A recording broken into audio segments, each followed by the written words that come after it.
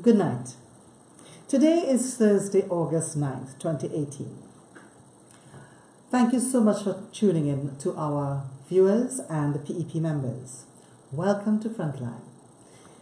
My name is Janice Learmond, Crique, and I am the Public Relations Officer of the Progressive Empowerment Party. And my co-host, who is supposed to be here tonight, unfortunately is unable to make it, but you'll see her next week, Thursday. Tonight we would like to discuss and talk about the borough of Point Forte. And I will be speaking to Michelle Davis, who is the caretaker for the area. But before I call Michelle, I would like to give you a brief history because I think a lot of us may not be aware of the history of Point Forte. And basically, it is really the home of Shell Trinidad Limited and its industrial activities center around producing, refining, and marketing oil. In the beginning of the 20th century, there were three distinct and separately owned cocoa and coconut estates, stretching halfway across the area now known as Point Forte. The names of these estates were La Fortune, situated due west, Clifton Hill to the east, and Adventure centered between the two. All three were bound on the north by the sea, and each of them are only partly cultivated, the main crops, of course, being cocoa and coconut. In 1907, the Trinidad Oilfields Limited moved to Point Forte in its quest for oil and started its first well on the La Fortune estate on the 1st of May 1907. This company purchased Clifton Hill estates, and at the same time it acquired a mining lease from the Crown in respect of the adjacent lands to the east.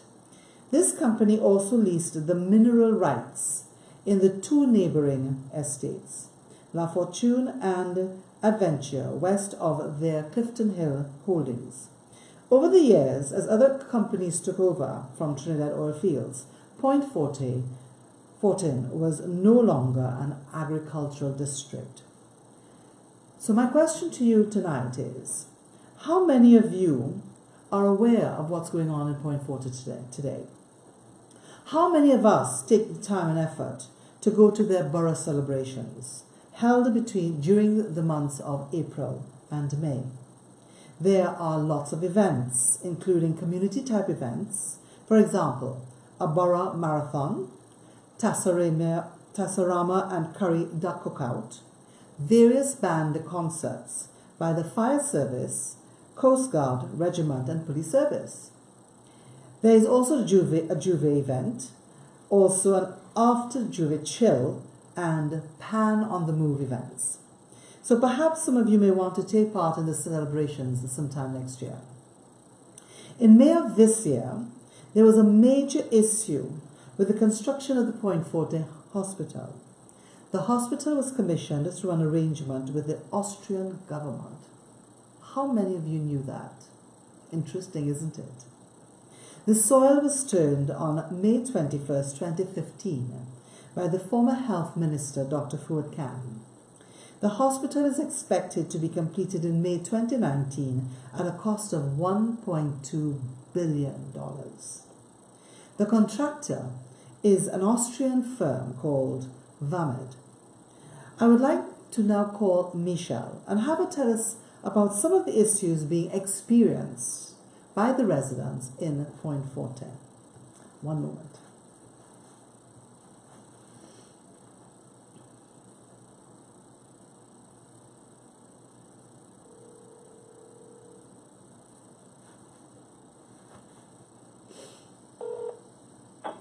Hello, good evening.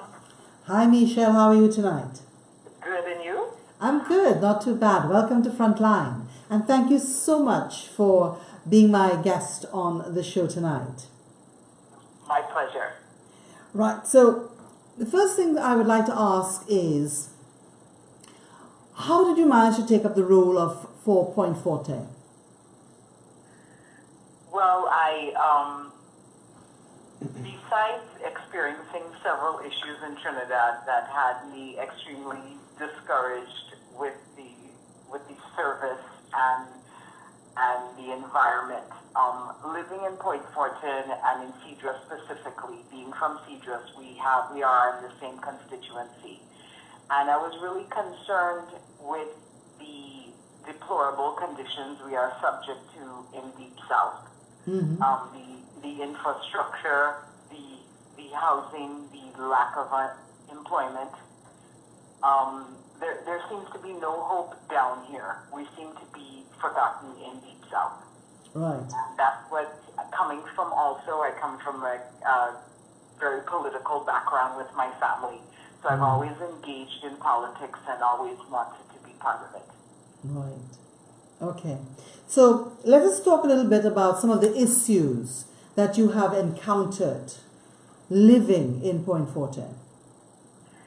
So definitely we have a tremendous infrastructure issue in Point Fortin and environment. There just seems to be no maintenance on our roads. We don't have drainage issues here, but the roads are deplorable, as you will probably witness coming to Point tomorrow. Yes. They're the side roads where residents live. I mean, to say they're drivable, they're almost impassable. They Right. haven't been maintained in decades. Wow. Literally, I know streets that haven't been touched in decades. Mm-hmm.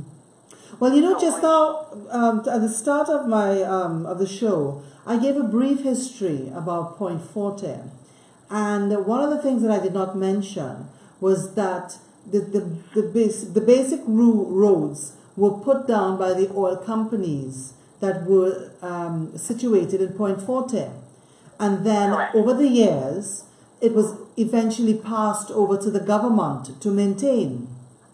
Right. So obviously it has not been maintained. No, there's no maintenance whatsoever. As you mentioned, the oil companies putting down the roads. It goes the same with the hospital that we currently have in Point Fortin. Right. It was donated by the oil companies decades ago and has not been upgraded in decades.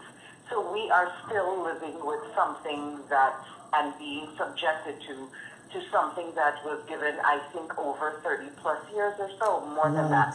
Mm-hmm.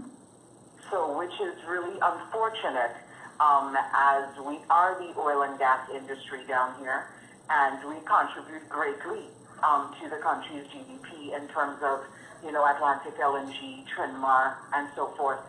And it's as though it's non-existent, the area. Right. Okay. So, what else have you encountered in Point Fortin? There's also, there's the housing issue. Mm-hmm. There's not a lot of development down here. I mean, it's considered extremely rural. And in terms of the housing, we currently have, a housing project that is literally sitting there, wasting away. Literally. It's been on Facebook. Several people have put it from Point Fortin. The houses are not being distributed. Citizens are, crying out for help for this to be the houses to be given, but instead the houses are being overgrown with grass or just sitting there to rot. And there are not a lot of places to rent, in this area. People have now started taking their personal properties, but in terms of apartments, there's not that much of a selection. Right. Well, the whole housing issue seems to then be not just in the east or even in the west, but also in your part of the island. Totally. I mean, it is just so disheartening when you drive through Trinidad and you just see unfinished housing developments, but yet we hear the government is now putting, I think, another development, and we're spending $900 million, but yet they can't finish the houses or help the areas that really require, housing in their constituencies. Mm-hmm. What about the businesses in the area? How are they faring? In terms of building up, there has really been no significant development in Point. I mean, there's a few buildings that are now popping up. I don't really know what they're for. I don't know if it's government or private. But in terms of the area being the same, it has been the same for decades. We have the basic necessities. We have, the banks are down here. We have the fast food outlets. But in terms of something that's really contributing to the constituency, we really don't have. I mean, one of the things that PEP advocates is kind of decentralizing all of these government offices because, down here in Point and environments, we have to go to Port of Spain, to San Fernando to pretty much conduct our business. Right. Right, because it's either not available or it's not, equipped to handle the request that you're trying to make. Right. Right. It's unfortunate. I think I saw also during my research today, there's some idea whether it will ever happen or not, is that they were looking at having an industrial estate down in Point Forte, which would bring companies into Point Forte and therefore assist with the employment of the residents. Right. I forgot the actual terminology, but it's an industrial estate. When you pass it, it was actually commissioned in 2015, if I'm correct, and it's empty. Right. It has no business. It was a big ceremony to bring businesses or businesses being allotted there. But it's actually empty. It's so very strange you said that because I took pictures just this week of it because I'm trying to research where are the companies? Who are the companies that were allotted it? How come they haven't after it's almost 3 years? How come they haven't brought, built their offices there, or who is running this? Basically, all I saw was that it was commissioned, I believe, in November 2013. And one of the issues we face in Point is the employment. The major employers here are Atlantic LNG and Trinmar, which is, of course, part of Petrotrin. And both of them have reduced their manpower, their contractor manpower, significantly. Yes. So a lot of the men, especially the men in the area, have to go outskirts to look for employment because we have not chosen to diversify outside of the oil and gas industry. So when Atlantic or Trinmar decides that they're laying off the contractors, which are not permanent employees, they're stuck without employment. You have young people, several young people I've been trying to assist in terms of getting a job. There is a labor office down here. I myself actually registered it, and I've yet to hear from them. And that was, I think, 10 years ago. So it's very, it's dim in terms of employment down here, and you have children that, 18-year-olds that are saying, okay, I finished school, I did what I was supposed to do, and where's the employment? And there's, the entire environs, I'm talking all the way down to Cedrus, there are no opportunities readily available. Would you say then that this would be a perfect opportunity for agriculture in that area? Yes, there is great agriculture opportunities down here because the land is so vast. There's also, per the PEP policy number 10, in terms of looking at renewable energy options. Right. So, that is an opportunity for employment, going the solar farms and tidal generators and, those type of wind farms. That's a new industry that we could perhaps explore down here. Yes. But, there's been no opportunity. So we're just stuck in this oil and gas industry but yet the larger companies, are reducing costs. Right now with the Petrotrin, mismanagement, just last week they did a significant reduction in contractor management. Yes. And it's nowhere in the news, but yet I know several people that were impacted by it. Right. It is very unfortunate. Extremely. I mean, it shows, it's so grim. I mean, my mother is 93 years old, and just to give you an idea, she said Cedros was more lively when she was growing up. It had a full hospital, it had a full this. I said, no, it has nothing, it's as though we're digressing. We're not going forward. It's as though we're just still stuck in this very colonial time of just the minimal.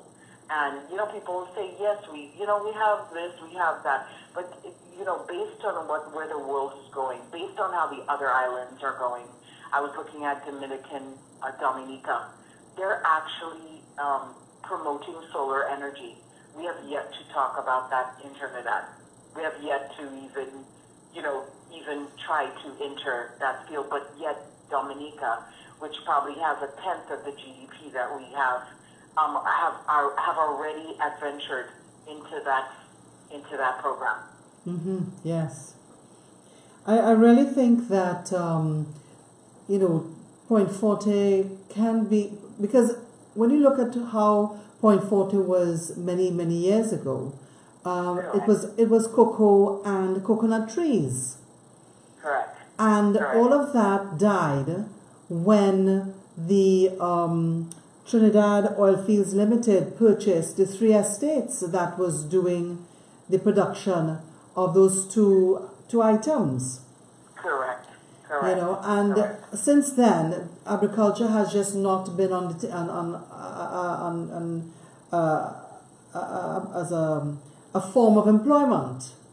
No, it's not even considered. I mean, and in Point, it's just known as, oil and gas and, Trinmar or Atlantic LNG pretty much.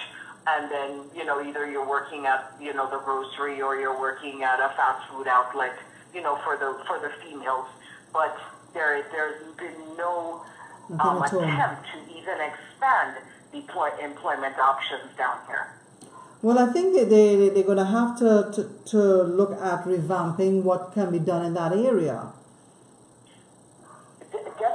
Definitely. I mean, but as you were saying, the agriculture and definitely exploring alternative renewable energy options as employment. Exactly. That is something that we can get the youths trained in.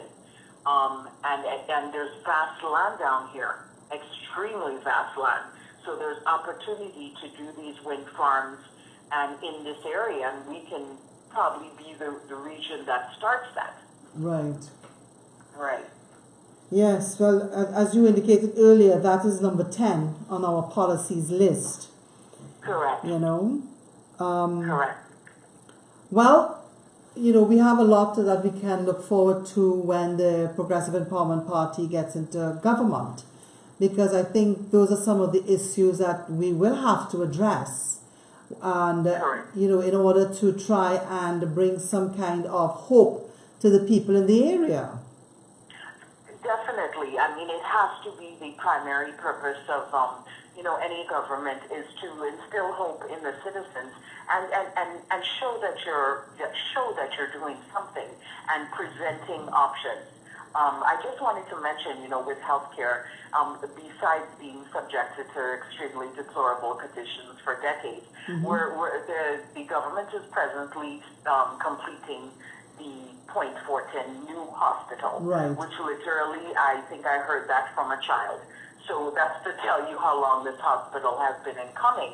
But what concerns me with the hospital, and I don't want Point to fall into that, is that do we have the money to run this hospital? Is this going to be another Cuba hospital we're spending all these billions on, but it's never opened? Well, because it's going to take additional staffing, it's going to take additional money to run this hospital. Correct. And as in my history lesson just now, I indicated that the soil for that hospital was turned on the 21st of May 2015 by the former minister, Dr. Fuad Khan, and that it is commissioned through an arrangement with the Austrian government. So I would be very interested to find out what the arrangement is. Right, and there's nothing public. I mean, at least I haven't seen it because I've been trying to get some information. Right. I mean, at one point, I think sometime last year or later part, the work actually stopped because the supposed Austrian contractor was not paid. So what are the plans for this hospital? Is it, like you said, who is going to be running this hospital? I mean, right now we're struggling. Healthcare is a primary issue in Trinidad, and we're struggling, to keep San Fernando, just to provide Panadol. And now we're talking about a brand new hospital, and we keep hearing every day as citizens, we have no money, we have no money. So how is this new hospital going to be run? As you talk about that, something came to my mind, and what I realize is that every time there is a need to try and bring some form of employment to the people, especially when we start making a noise about it, the idea is to build something, because when you build something, you need workers. So you're providing employment, you're giving them money. It's the same with Sandals and Tobago. Tobago is crying out for employment. And okay, well, the best thing is let's get a hotel here that we can build. Thereby, the people will get work, they'll get money, and then they get quiet. And then they will, because they will have money in their pocket. Elections are coming up in the next two to 2.5 years. So they will vote us back in again because we have given them employment. But the question is, what happens when it's done? Exactly, and that is what the citizens need to start looking at. We're looking at short-term employment, and we're looking at under the UNC, under the PNM, I eat a food, as retreatees say. But are we looking at long-term? That is what has happened in Point. When they were building the plant, everybody was happy and it was, but now the plant is done. All the trains are done. The plant is 20 years now. They have significantly reduced manpower. So what do you do now? And no one's really, I think as citizens, we need to start looking long term, and that's what this hospital, as much as this hospital is being built, it's not providing an extensive amount of employment. I think I know 1 or 2 people that are working, and I passed, and I don't see that volume that you would expect to see. Right. So, but it's barred off, so you really can't see who's really running the show. Correct. So it's totally blocked off like it's a top secret. Right. But we need to start looking long term, because we're just simply looking. I have a job for another year, and that's it. But what's the long term picture? And we're not doing that. It would have been much better if they had put a proper health center instead of a hospital. Correct. Because the hospital that is there now that seems to have the infestation of snakes, unfortunately. Yes. That was put there to deal with the workers of the oil companies. Correct. But it wasn't really put there for the citizens in the area.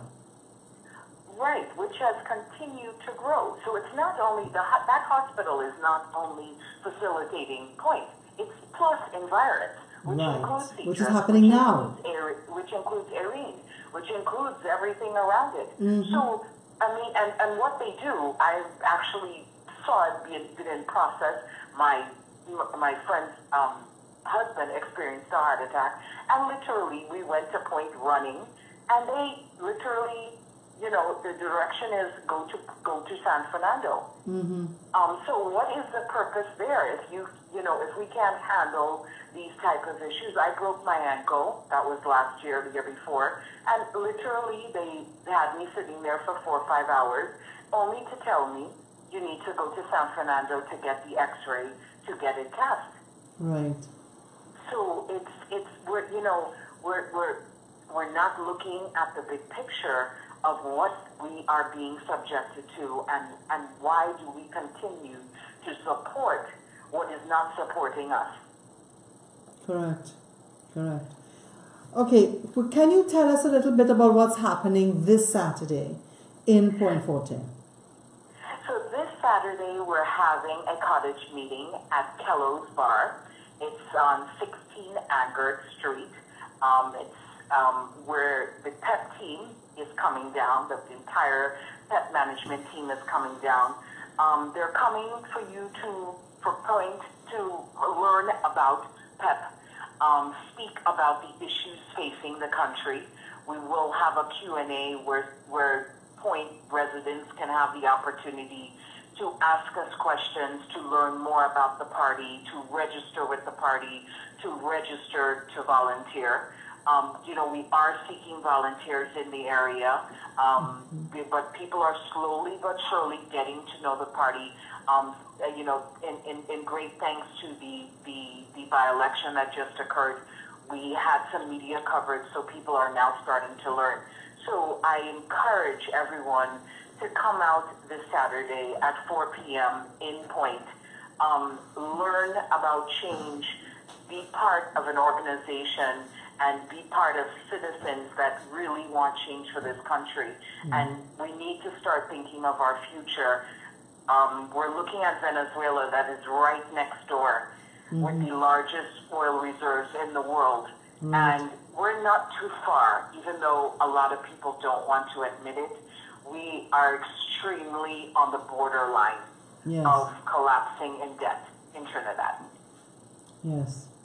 Interestingly, on Breaking Dawn this morning, there was a segment about in the Laventil area where this guy who is handicapped, and he was complaining that he needed for his MP to come and see the area to because he would have liked some proper steps going to his home.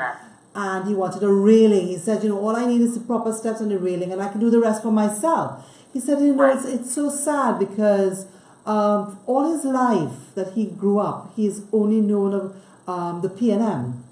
And he says, and when he looks back now, in terms of what have the party done for him, of even for the area, he says, it's very little. Right, and I mean, very, very little. I told someone the other day, the fact that Trinidad is still speaking about basic necessities of water, of infrastructure, it shows how back in time we are. Because this is something that should be standard. This should not be a campaign for a political party to say, hey, I'm going to provide you with water. Hey, I'm going to provide you with infrastructure. Hey, I'm going to pick up your trash. But yet we are still talking about these extremely basic necessities that the world is superseding at. Correct.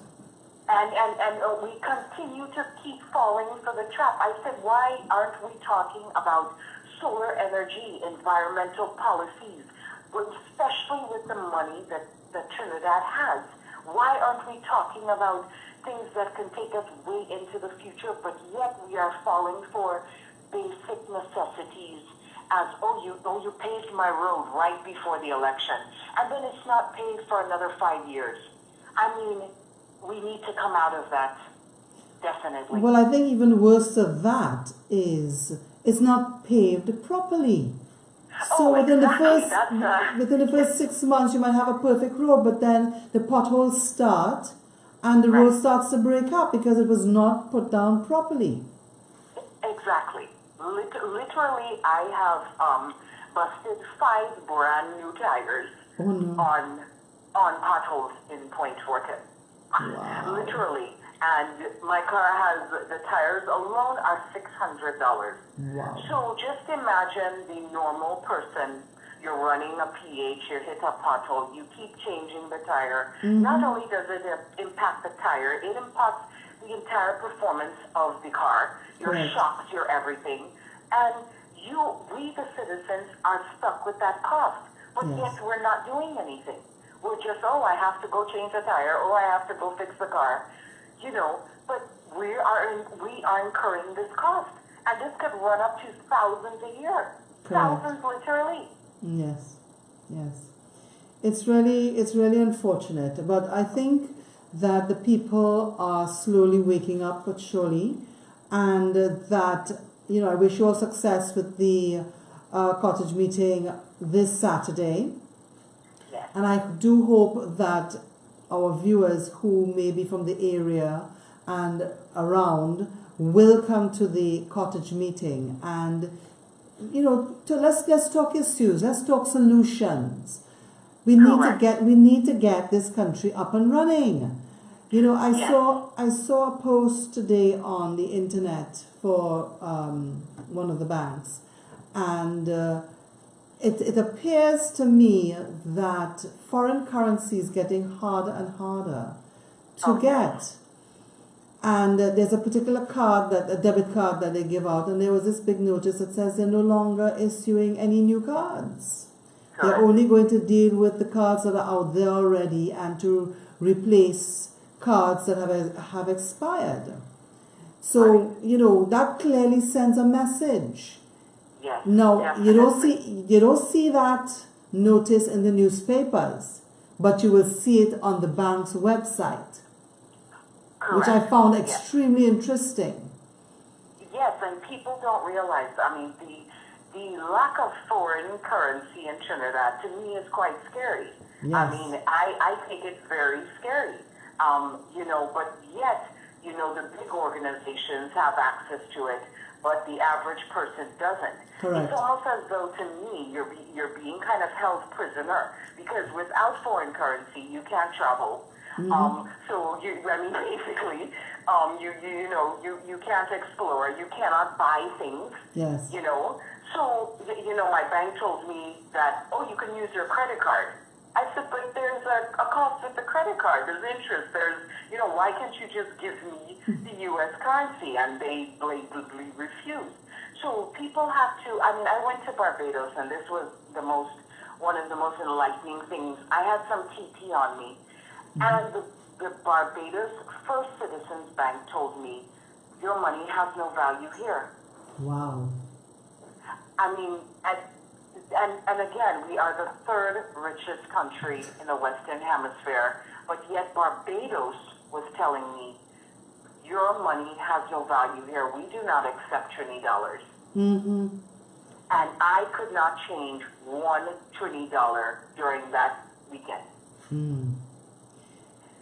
We need to start waking up to what's really going on in Trinidad and Tobago. Yes, and we need to educate ourselves. For those listening, come out. Don't judge. Don't think all political parties are the same. Listen, educate yourself, and then make a decision. But don't make a decision on your grandmother. Don't make a decision on party loyalty when you're the one living with the issues. You're the one facing the hardship every day. The prices are going up. Things don't even appear to be leveling in terms of the pricing in Trinidad. It's just outrageous. Yep, and businesses are suffering. And what if the businesses close down, who are they going to employ? All the people who are currently working for them are, just won't have any jobs. I met a friend of mine today, and he works for a foreign company. And he said, I got retrenched. I go, what? Yes. I said, you're joking. And I kept looking at him, And he says, no, this is for real. I got retrenched. They retrenched my whole department last week. So I said, well, I hope they paid you a retrenchment package. He said, yes, but I haven't been that long with them, just a couple of years. So I probably just got a few months. Right. You know, so you have to kind of like, when things like that start happening, we got to start sitting up and taking notice. But you know what is happening? I mean, as I said, Trinmar did an extreme with contractor manpower reduction last week. But it wasn't in the paper. And, you know, I was telling someone, the mismanagement, you take the Petrochin issue, and it's just total mismanagement. And it's total non-accountability. But yet, the regular man pays for it. So those gentlemen that were, you know, laid off last week, they're just normal working guys. But yet we're not dealing with, you know, all the scandal concerning, you know, AV oil. We're not investigating where is this money going to? Where has this money gone to? Instead, the regular working man is now sent home. And the Petrotrin executives are still working. Correct, and earning large salaries. Exactly, and I do a lot of lecturing on business operations and operations management. And one of the things that I've observed, I've come in contact with several hundred companies since I've been here. Most companies in Trinidad are not managed properly. So hence the reason you just have a blatant disregard for proper management and accountability. Right. You know, so I will just give you an example. I was lecturing and I came across a gentleman from Wassa. So I mean, we of course we made the Wassa jokes during the lecture. And I said, why don't you guys, when a road is paved, you guys come and dig it up 2 weeks later? Like, and he basically said to me, you know, it has to do with planning. We don't really have that in place. Yeah. So what would take the Ministry of Works contacting WASA and saying, hey, I'm going to do this work. What are your plans in this district? I mean, it's quite simple, but we're not even communicating. But yet this is taxpayer money repaving this road. And as you said, it's not even being repaved properly. Right. So, you know, so it's just, I've come in contact, there's just blatant lack of mismanagement here. Yes, and I think the latest scandal, because I call it a scandal, is what is going on in the various corporations, regional corporations. Yes, and they will find more. One of the reasons I actually got involved with PEP, besides, you know, coming across the videos, is I have a file, a very serious file, with Superior Regional since 2014. And I'm still waiting, 2013. 2013, I am still waiting on a resolution. Right. And you look at these corporations and the way they operate, and they always saying they don't have money, but, you know, who knows who and who likes who, they don't function properly. I actually had to tell Superior Regional, literally read the Trinidad and Tobago Municipal Act myself, study it myself, actually print and copy that what I was complaining about is in black and white. They actually had the nerve to tell me, oh, I have to research it. That's a good one. Right. So now 5 years later, my resolution I still have no resolution. They still continue to tell me we're looking into it. So you look at these regional corporations which are not being governed properly. Right. I can assure you of that because I've been dealing as top high as the local government minister, and all he keeps doing is sending it back to Superior Regional, which has no resolution. So we just keep making a full circle. But this is an example of what the average citizen goes through. And that is why we have always advocated that we have to undo and redo. Correct. Because there's just so much corruption, so much, you know, things that are going on that we really have to do that. Correct. And start from scratch all over again. And on the same file, I went to the MP, who's, you know, I thought that was the next step. And that was 2016, and I've yet to hear from him either. Yes. So this is what the average citizen, this is why we lose hope in this country, because no one is doing their job. And there's nobody else that we could turn to complain that they're not doing their job. Correct. And nothing has a consequence. The actual file, I was on the media in 2016, and that had no impact on Superior Regional in handling my file. Literally. It had no impact. I was on television, but what I'm saying, what about the person that doesn't have the avenues? I'm versed in writing. I know how to get through. But what about mom and pop who are experiencing an issue that need something fixed, that need a drain fixed or need something taken care of, and no one is responding? No one is. It's just no follow up in any of these agencies. And then we become jaded.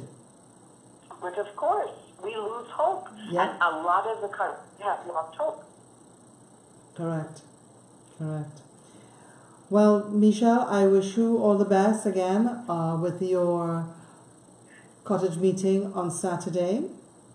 Okay. And I really hope that people do come out. I do hope so too. Pat Point, if you're listening, please come out. Please. It's time for change. Yes, definitely. I totally agree with you there. Well, thank you very much. Thank you, Janice, and good night. Good night, everyone that's listening. Thank you very much. Bye-bye. Okay, goodbye.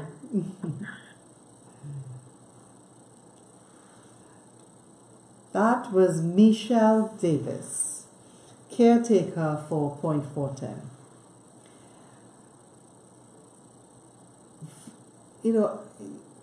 Michelle is someone who, I truly admire, because she's living in an area that doesn't have much, but yet she has taken on the task of trying to work with the residents and to try and make a better life for herself and for the people in the area. We need more people like that out throughout the whole of Trinidad and Tobago.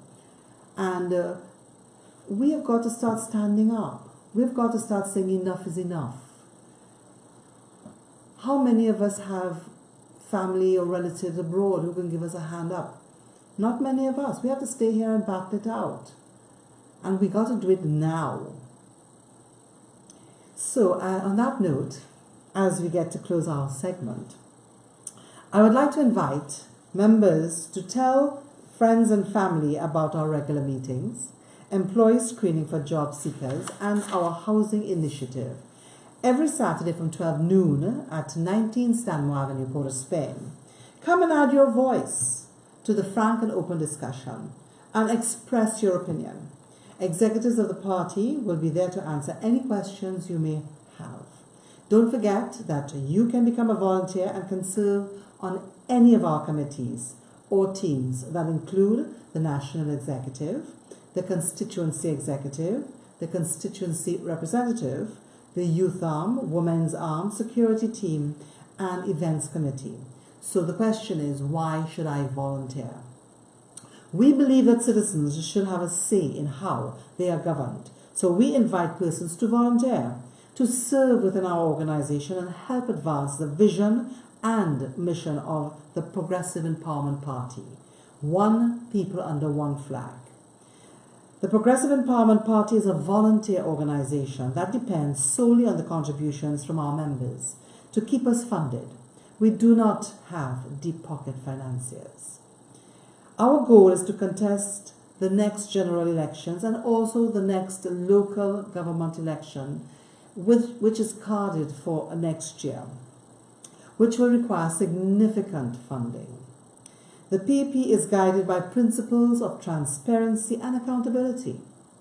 And we assure you that with your generosity, we will be able to advance the organization as we work our way towards a better Trinidad and Tobago. The Progressive Empowerment Party will be working for you. and to ensure that no citizen is left behind. Therefore, become a financial member. This Saturday, we will be having our regular PEP meeting, which will be held at Stanmore Avenue, Port of Spain, from 12 noon. Bring your family and friends to add their voice to the conversation. We will be talking about our policies and solutions to issues with plaguing Trinidad and Tobago, and also providing you, the public, with information. You know, that's one thing that you have to give the Progressive Empowerment Party. The fact that we inform, we empower, and we tell you exactly what's going on and what the solutions are. So, therefore, for those of you who are living in and around Point Forte, please make an effort to go to the cottage meeting at Kello's Bar, 16 Agard Road, Point Forte. It's going to start at 4 p.m. sharp. So I would like to thank once again Michelle for taking the time to come onto the show, and we would like to acknowledge all our members and thank all of our viewers. To those who are on the road, please be safe. Good night.